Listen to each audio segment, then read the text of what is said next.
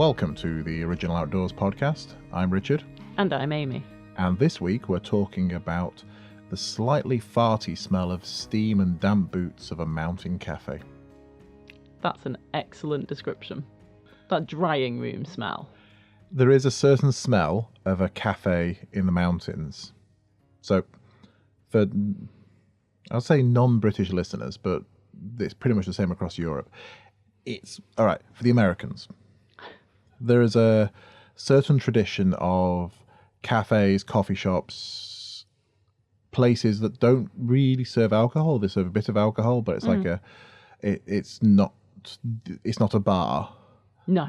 In mountain communities, mountain sports communities, hiking, hill walking, mountaineering, skiing, mountain biking, kayaking, those kind of mountain playground areas, you get these mountain cafes that have some attachment of their identity to the outdoor sport. I know you do get them in the States and in Canada, but I think it is a particularly European thing, in more so. It seems to be a really strong thing, because whether it's a really small, tiny little thing because that isn't a massive honeypot tourist destination, or whether it's quite a big affair with multiple levels that also sells walking gear or something. So it's a coffee shop attached to an outdoor store. Yeah.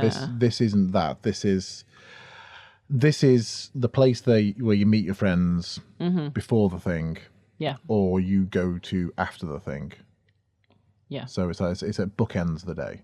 And the reason we started talking about this as an episode idea was following on from a bit of sort of news that rocked the Snowdonia mountain community a few weeks ago, which was hearing that the legendary Shabad Cafe is closing, or at least the current, I'll say tenants, but that's not really, it doesn't really sort of cover it properly. Paul and Dorina and the team there that have made Shabad Cafe such a centre point of Snowdonia for, well, over 10 years now. Mm-hmm. They're closing. I think it's January they're closing next year. That's because there's some dispute with a landlord or something. I don't know what it is. There's some they were just very vague and said some irreconcilable issue. Yeah. So they were looking at other options and other cafes and other places, but that place, the Shabad Cafe, has been something that's been very important to me for over 10 years, but it made me start thinking about those anchor points, those mountain cafes, those outdoor sports cafes and places that I realise how much that has been linked to my career in the outdoors and my work in the outdoors, but also my doing stuff in the outdoors, because so many stories start and end there, or pick up there in some way.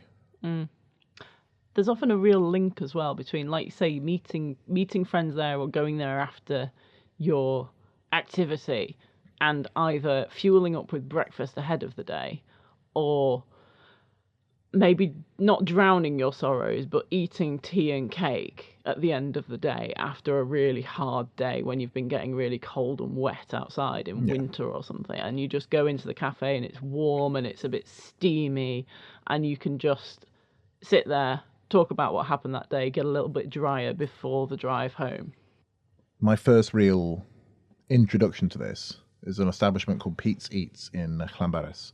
So Pete's Eats, it's been around a hell of a long time. I don't even know what state it's in now. I think it was closed for a while, then it was going to be something else, and I don't even know if it's open or not. I should actually have looked it up before the podcast. But if I was a real podcaster or a real journalist or writer or whatever, I would have done that. But I'm just going off memory. I haven't been in there for years because it changed for lots of reasons.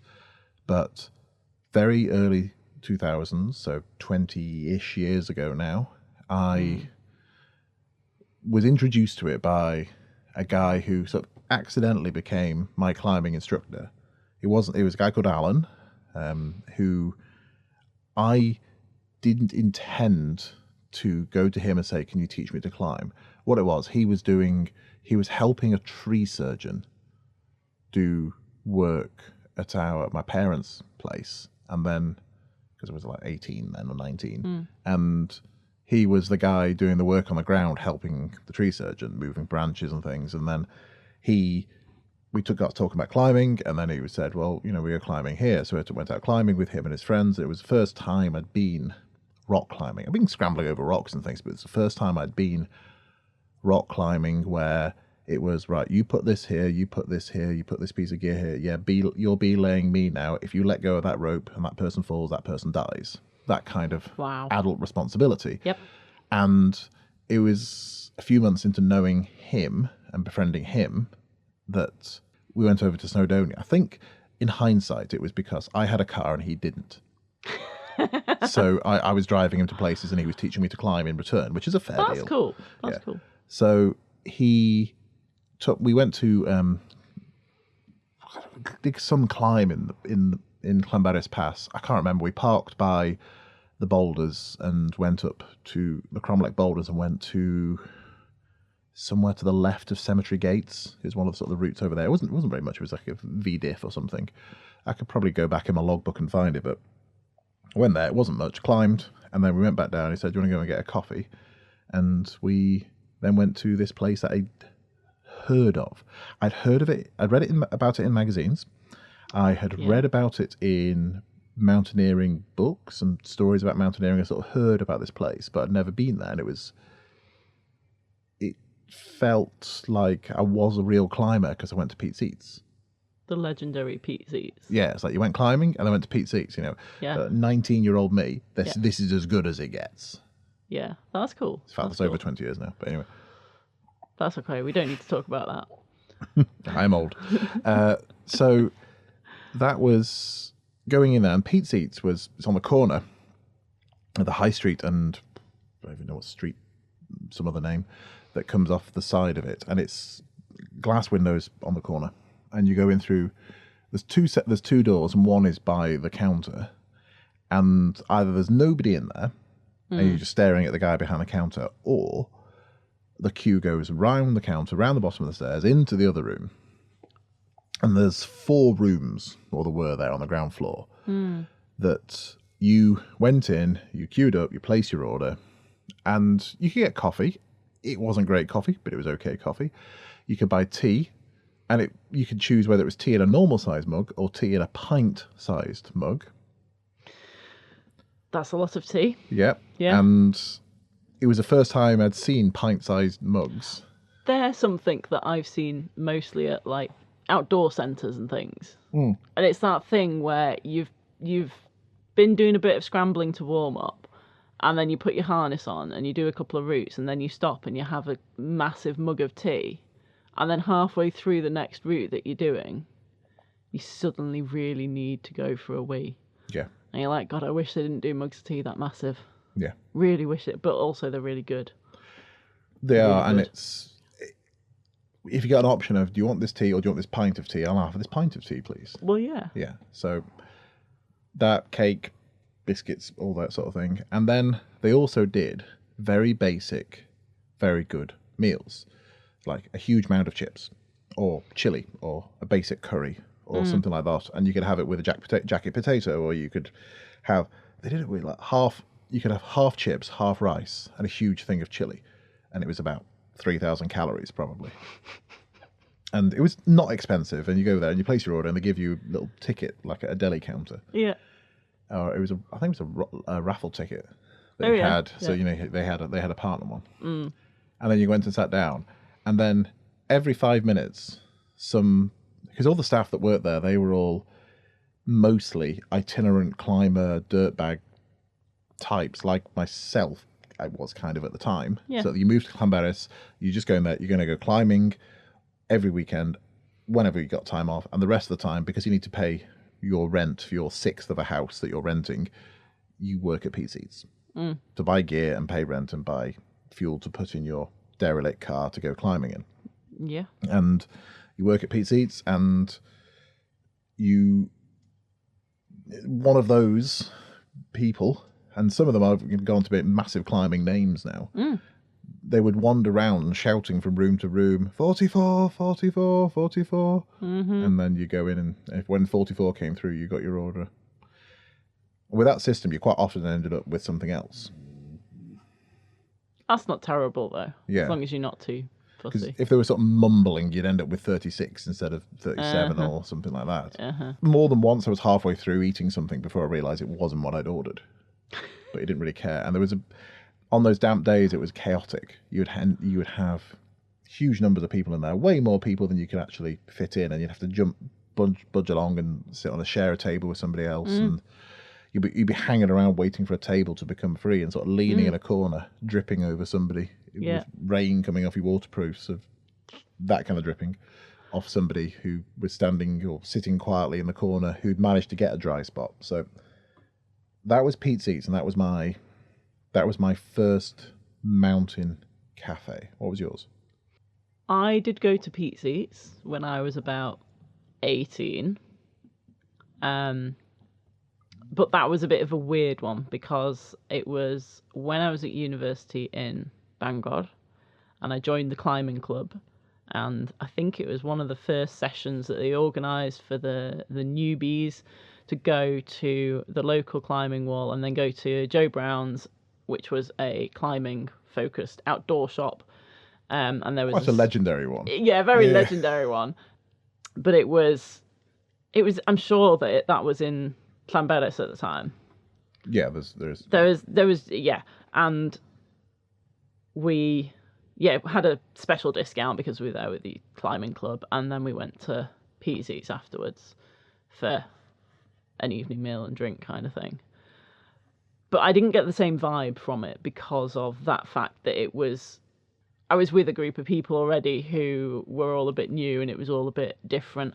I'd been climbing for a few years, but I'd been going with friends just to a climbing centre, to a climbing gym. I hadn't been going out on rock or anything, so it's a different kind of community feel. Not the same as going out for a hard day on rock and then going somewhere afterwards for a drink or for a meal to have some food. A little bit different that. And then after that, it was Shabad, actually. It was Shabad Cafe. Would have been my first real one where I went for a course there. I went for a course with you there, actually. Quite a few years ago now.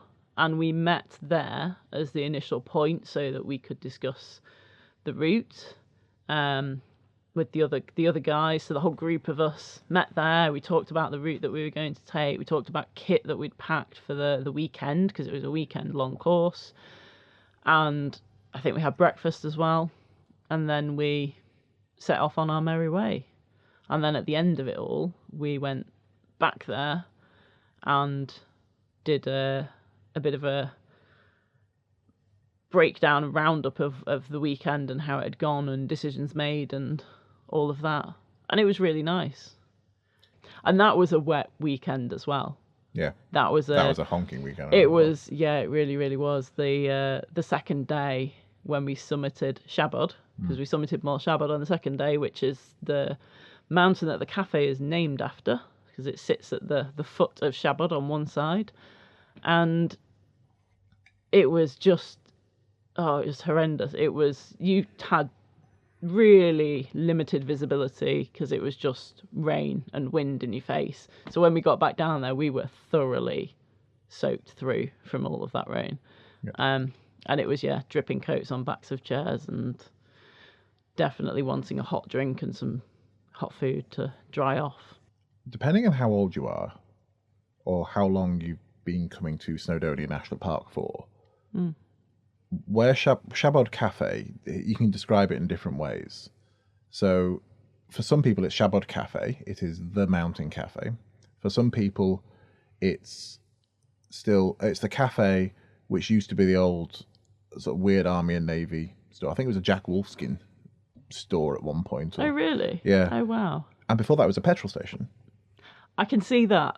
You can tell that, yeah. You can see where the forecourt bit is. And because we've got the old canoes and planters and things outside. Yeah. So that sort of ages it to a bit, because there's a lot of people now who've been climbing for 10 years who've never been to Pete's Eats, never been to any other places before that. And there was a bit of a schism when the Shabad Cafe opened, And it was, well, you're going to go there. There wasn't a major conflict. It was like, oh, you're going there. You're not going to Pete's Eats. Oh, Pete's Eats is better. We're going to it.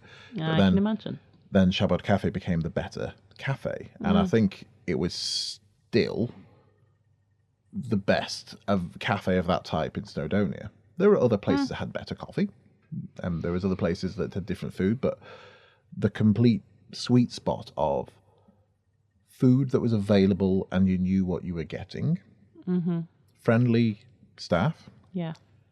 Or at least they were friendly, but they were not pushovers. Oh, no. They had character. Yeah. You know, I have watched people being told off for doing things the wrong way or being disrespectful. You know, it's quite amusing.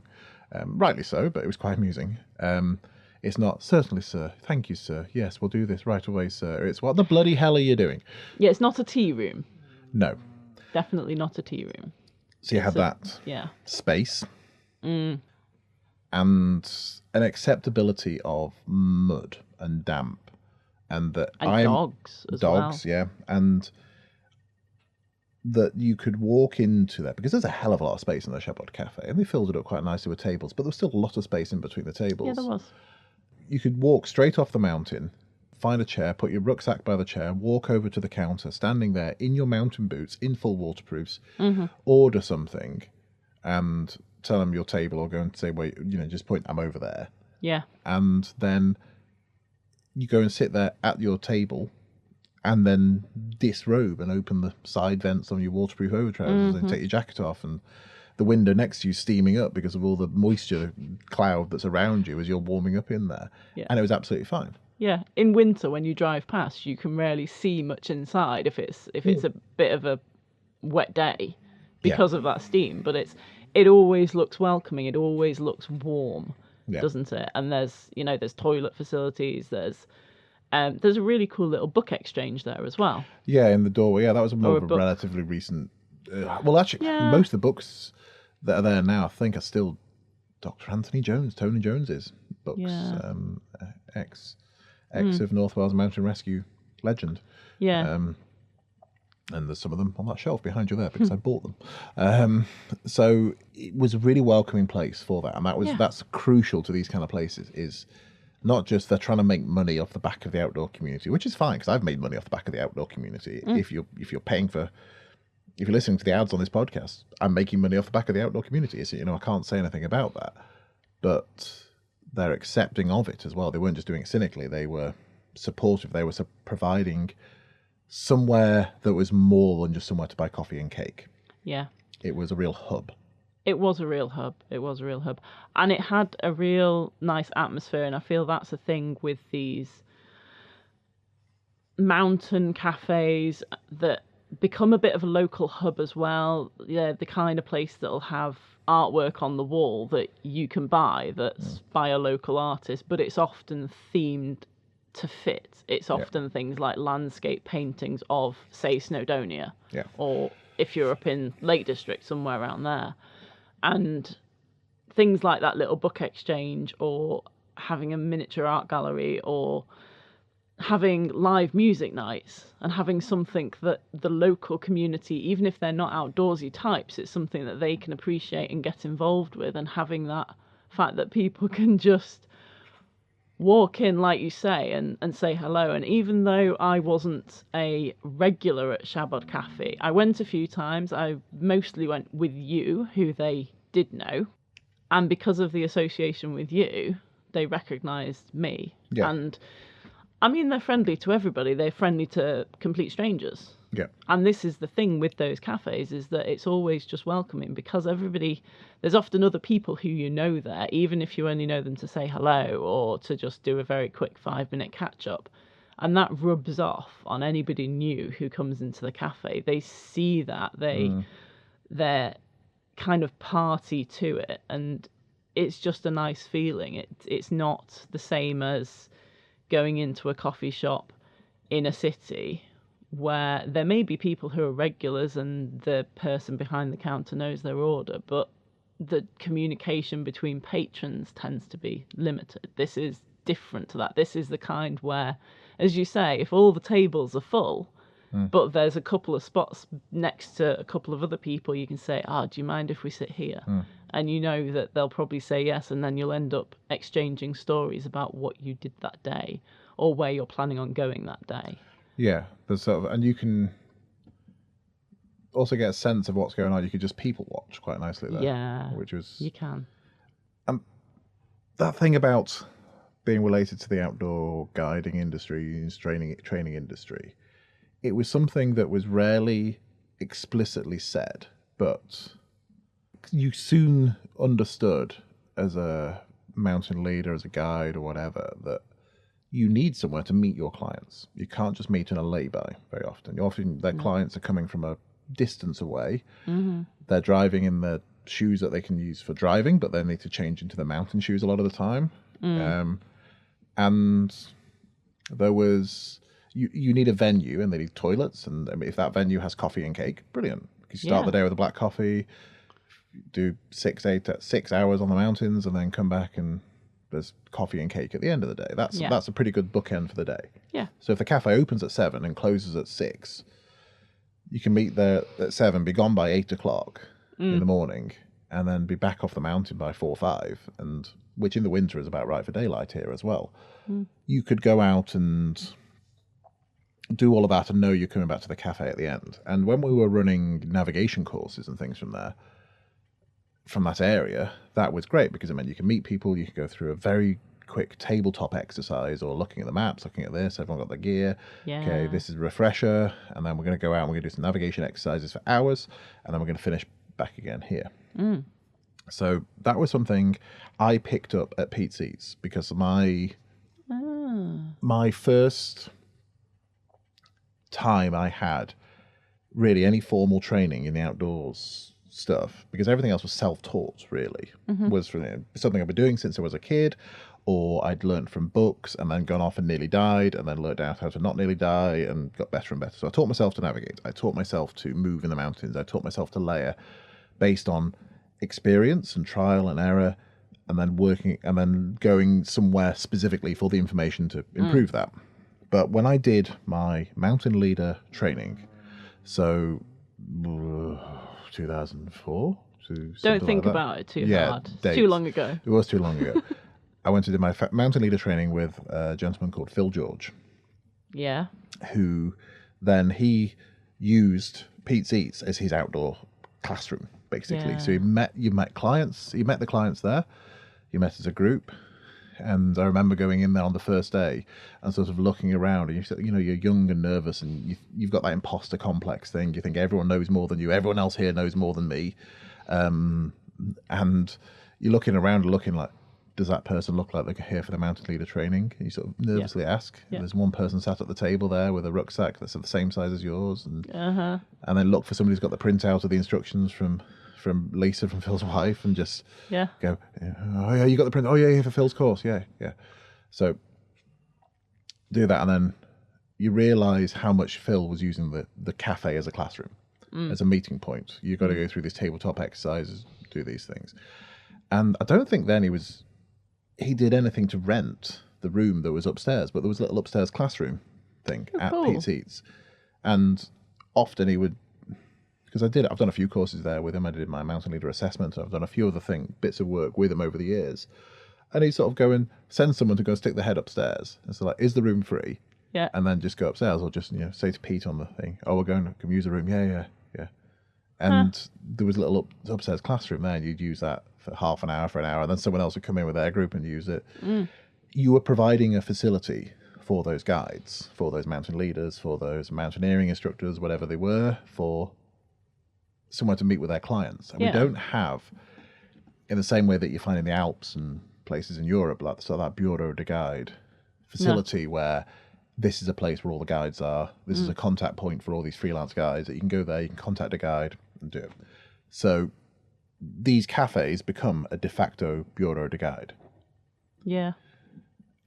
And that has a second and third order effect where, so the Shabad Cafe became this quite, once us mountain leaders and guides and things in the outdoor industry cobbed on to the idea of, definitely.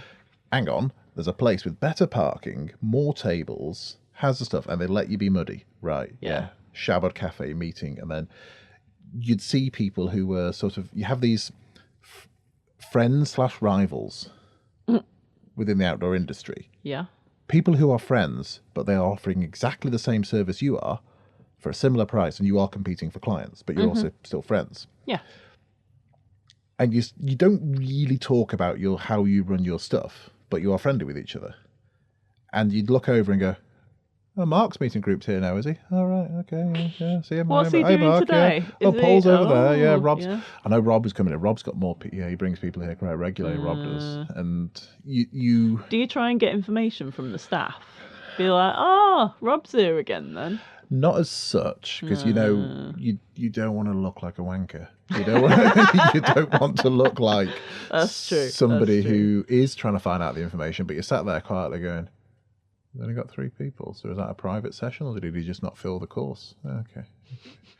Or what are they doing? Oh yeah, you can see what they're doing. Yeah, they're getting the weather books out. Yeah, they're doing these on mountain leader training there, also doing something. Yeah. And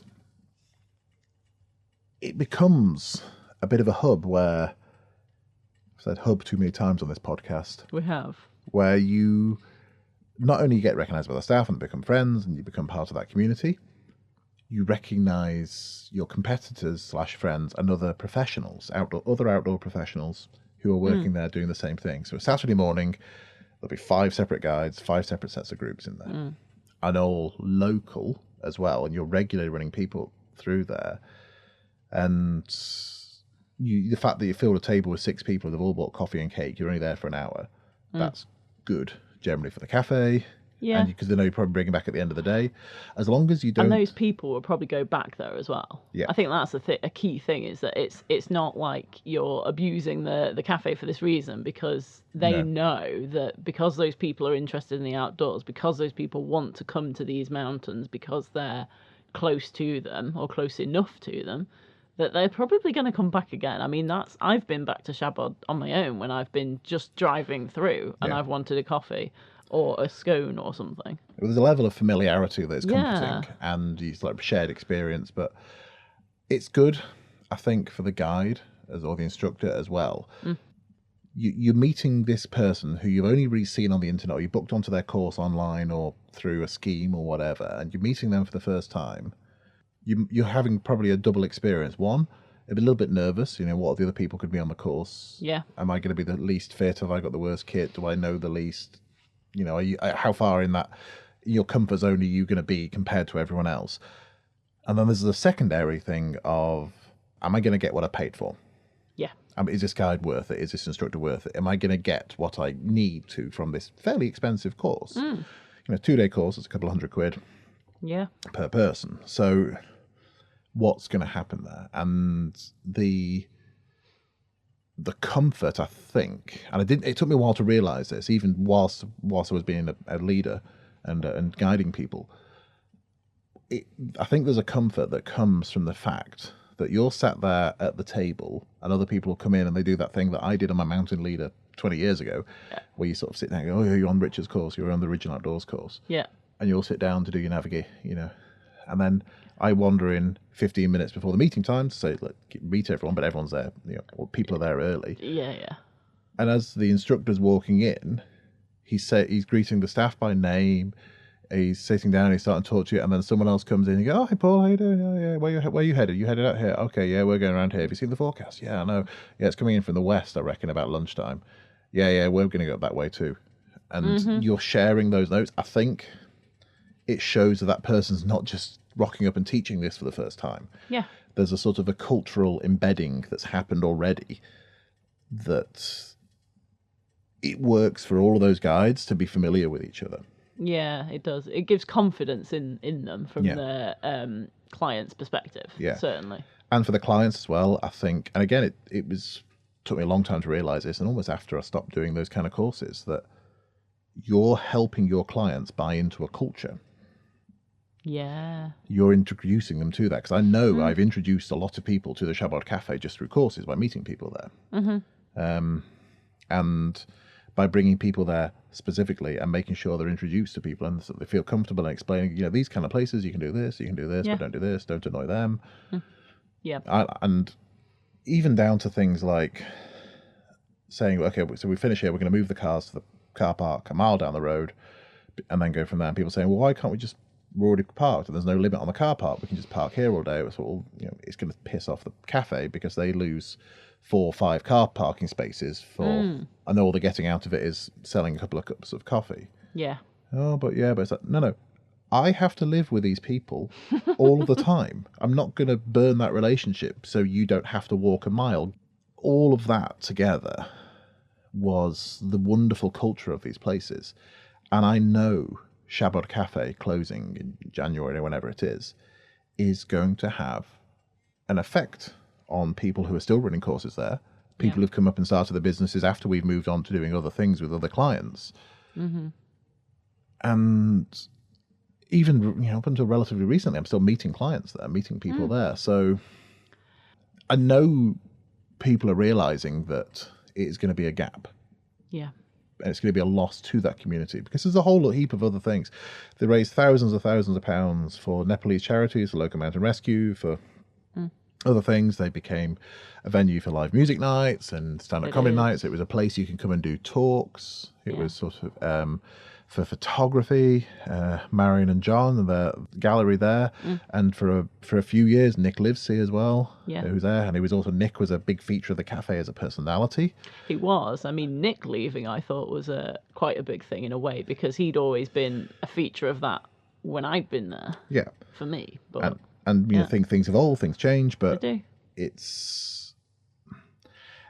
These places are important, and when they move, it's a loss. Not saying we shouldn't move, whatever. No. You got to run a business. You got to do what's right. You've got to do those things. Things do change, but I wonder what's going to come along afterwards because a pub isn't the same. There are mountain pubs. No. You can have the same conversation about mountain pubs and mountain bars. But they're different. They're a different feel. They're a different. It's a different thing that they provide, and a different environment, really. So it's I mean, it's going to be interesting to see what happens with that cafe spot. Yeah. Because it will never be the same again. Yeah. But it will become something else. It may still become another local centre for people to meet at and to go out into the mountains. And I mean, it will certainly get business if it does do that. It will. But, and it's going to be interesting to see what that develops into. Yeah. Will be. So I've saved this for the end because I don't think you've seen this yet. Oh. So Siabod Cafe announced this on their social media a few weeks ago, and there was a big outpouring of, oh, bloody hell, where are you going? Yeah.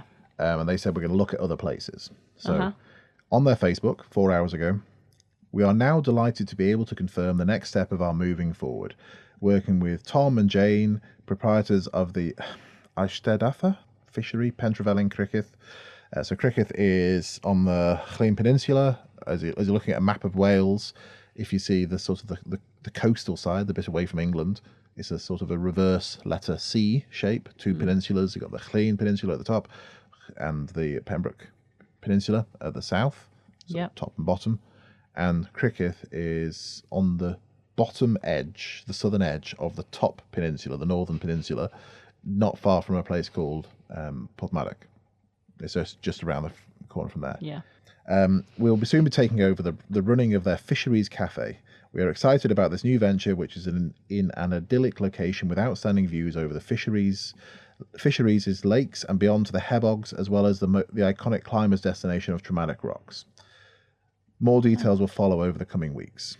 So, I mean, there's a whole thing of Eric Jones's cafe at Traumatic that we haven't talked about because that's been closed for a while, but there was a climbing venue right by the side of a road on the edge, on one of the coastal areas of Snowdonia, under the Traumatic Rocks. This big climbing venue, mostly single pitch crags, but you could climb, basically, you could almost pull a car over on the side of the road and belay from the passenger seat out through the window. Yeah, one of those. But Eric Jones's cafe, and do look up Eric Jones and all the crazy stuff that he did, base jumping off Angel Falls and stuff like that. Wow. He go and look at I got distracted on Eric Jones there. His cafe there was another legendary place. Yeah, I've never been to that one. No, and then it became something else, and now it's part of a campsite and they deal with these other things. But these things change, but it does change. People have a real emotional attachment to it for all the reasons we discussed in the podcast. So go and look at it. If you've got memories of Shabad Cafe, put the comments either on our Instagram page or Facebook there, or if you're a member of our Discord community, we're going to continue the conversation there. Yeah. I'll try and find some photos of shenanigans from inside the Shabad Cafe or Pete's Eats. Not those shenanigans. No, everything was fully clothed. And share your stories of mountain cafes. If you've got some recommendations of some good ones. Yeah. And some updates on things, then put them in there. And let us know if we're completely wrong about America not having many mountain cafes. I mean, we're fairly sure that there's mountain not those, coffee shop but... sounds stupid. Yeah, it does kind of. It does kind of. I know there's a whole thing of Black Rifle coffees opening up in mountain towns now and That's in true. the western states, but I don't think that's quite the same. But what's your mountain outdoor sports place that is open at stupid hours and serves tea and cake and lets you be there smelling of wet dog? Soaking wet. Yeah. Muddy boots and all. Yep. Yeah. Not these places which say you have to leave anything dirty at the door. That's not quite the same. Yeah. Please remove all muddy boots before coming in. No. Don't bring your rucksacks in. No. Leave those out here. Yeah. No. I'm just going to stand in your car park and make coffee in a jet boil. So, yeah, share your stories. Tell us what you think about your mountain cafe stories. Yeah, we'd love to hear them. Okay. Thanks for listening, guys. Thank you.